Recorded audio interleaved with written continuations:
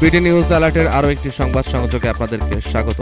ইরানের পাল্টা হামলা, ভয়ে দিক বিদিক ছুটছে ইসরায়েলিরা। এছাড়াও সিরিয়ার মার্কিন ঘাঁটিতে ইরানের হামলা।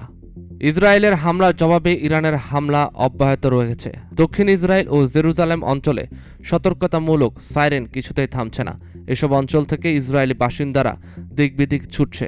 ইসরায়েলি সেনাবাহিনী IDF জানিয়েছে, ইরান থেকে একের পর এক ক্ষেপণাস্ত্র ছোড়া হচ্ছে।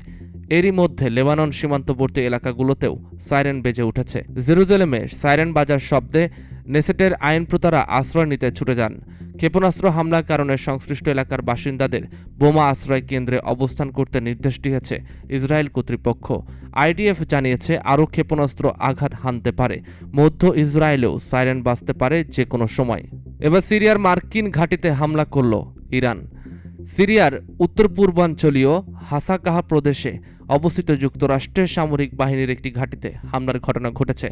তবে এই হামলা কে করেছে সেটা নিয়ে এখনও ধোঁয়াশা রয়েছে। ইরান সংশ্লিষ্ট মিলিশিয়া গোষ্ঠীগুলো জড়িত থাকতে পারে বলে সন্দেহ করা যাচ্ছে। সোমবার ইরানের সংবাদ মাধ্যম মেহের নিউজের এক প্রতিবেদনে বলা হয়, হাসাকাহার ওই ঘাঁটি মর্টার হামলার শিকার হয়েছে। তবে এই হামলা তাৎক্ষণিকভাবে কোনো হতাহত কিংবা ক্ষয়ক্ষতির কথা জানা যায়নি।